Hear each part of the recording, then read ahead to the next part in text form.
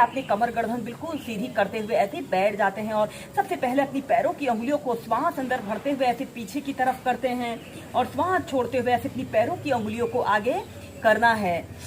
श्वास अंदर भरते हुए पीछे और श्वास छोड़ते हुए आगे। ऐसे ही लंबे गहरे श्वास प्रश्वास के साथ आपने सबसे पहले अपनी पैरों की उंगलियों को ऐसे आगे पीछे करते हैं। यह अभ्यास हमारे शरीर की फ्लेक्सिबिलिटी को बढ़ाने के लिए बहुत अच्छे अभ्यास हैं। और फिर इसके बाद श्वास अंदर भरते हुए अपने दोनों पंजों को ऐसे पीछे की तरफ स्ट्रेच करें, जितना स्ट्रेच आप कर सकते हैं, और श्वास छोड़ते हुए ऐसे अपने पंजों को ऐसे आगे की तरफ करते हैं। श्वास अंदर भरते हुए पीछे और श्वास छोड़ते हुए आगे। ऐसे ही कम से कम 8 से 10 बार कीजिए।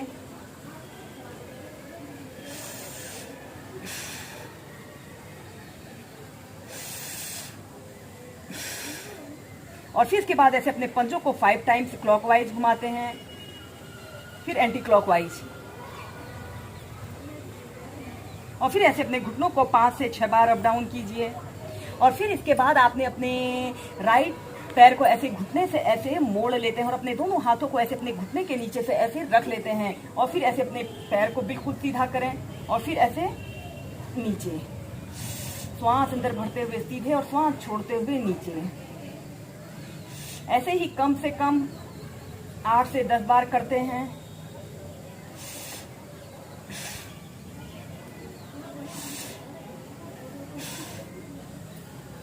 फिर दूसरे पैर से।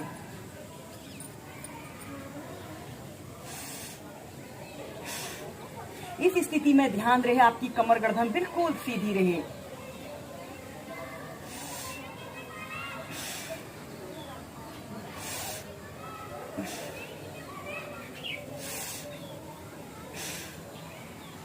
फिर इसके बाद आपने अपने दोनों हाथों को ऐसे अपने घुटने के नीचे से ऐसे रख लेते हैं और ऐसे अपने पैर को जमीन से थोड़ा सा ऊपर को उठाते हैं और फिर ऐसे एक बड़ा सा राउंड बनाने की कोशिश करें। जितना बड़ा आप राउंड बना सकते हैं ऐसे 5 टाइम क्लॉकवाइज घुमाइए,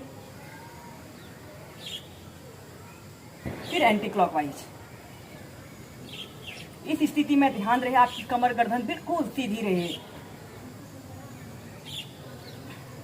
नीचे, फिर दूसरे पैर से।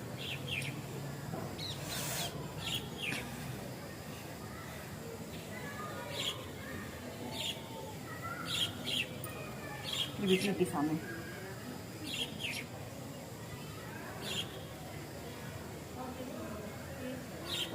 फिर सीधे। इसके बाद आपने अपने राइट पैर को ऐसे घुटने से ऐसे मोड़ लेते हैं और अपने दोनों हाथों को ऐसे इंटरलॉक करके अपने तलवों के नीचे से ऐसे रख लेते हैं और श्वास अंदर भरते हुए ऐसे अपने पैर को बिल्कुल सीधा करें और ऐसे अपने घुटने को ऐसे अपने नाक पर स्पर्श कराने की कोशिश कीजिए।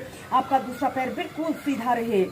ऐसे 30 सेकंड तक ऐसे ही रुकें।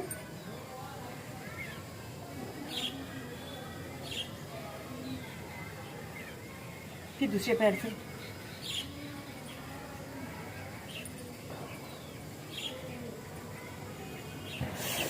श्वास अंदर भरते हुए ऊपर 10 से 30 सेकंड तक ऐसे ही रुकें। दोस्तों, इन अभ्यासों को करने से जिन लोगों को गठिया, आर्थराइटिस की शिकायत होती है, यूरिक एसिड का बढ़ना जैसी शिकायत होती है, वह शिकायत दूर होती है। ऐसे ही दोनों पैरों से इसे आप कम से कम 4 से 5 बार कीजिए। इसके बाद इस अभ्यास को अब हम दोनों पैरों से एक साथ प्रैक्टिस करेंगे। आपने अपने दोनों पैरों को ऐसे घुटनों से ऐसे मोड़ लेते हैं और अपने दोनों हाथों को ऐसे अपने तलवों के नीचे से रख लें और श्वास अंदर भरते हुए ऐसे धीरे धीरे ऐसे अपने दोनों पैरों को सीधा करते हैं। इस स्थिति में ध्यान रहे आपकी कमर गर्दन बिल्कुल सीधी रहे और फिर ऐसे अपने दोनों पैरों को जितना सीधा कर सकते हैं सीधा करें और एक आरामदायक अवधि के लिए कम से कम 30 सेकंड से लेकर 2 मिनट तक ऐसे ही होल्ड करके रखते हैं। अपने शरीर का समस्त भार अपने हिप्स पर रखते हुए इस अभ्यास को करना है।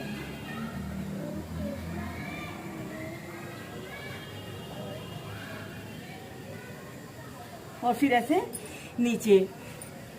इसके बाद हम करेंगे मेरुदंड को दाएं बाएं मोड़ना और अपने दोनों हाथों को कंधों के पार्श्व भागों में ऐसे फैला लेते हैं और अपने राइट हाथ से ऐसे अपने लेफ्ट पैर के अंगूठे को पकड़ते हैं और ऐसे ऊपर की तरफ देखते हैं।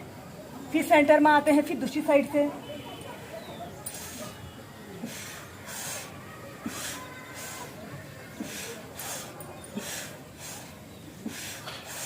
और फिर तीव्रता से ऐसे ही कम से कम 15 से 20 बार लंबे गहरे श्वास प्रश्वास के साथ आपने करना है।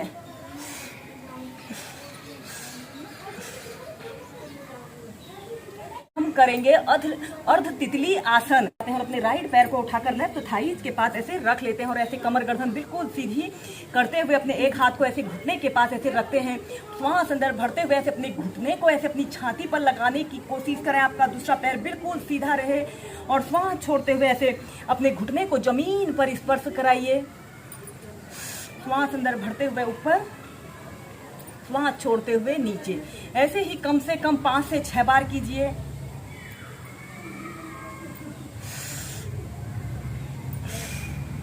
फिर दूसरे पैर से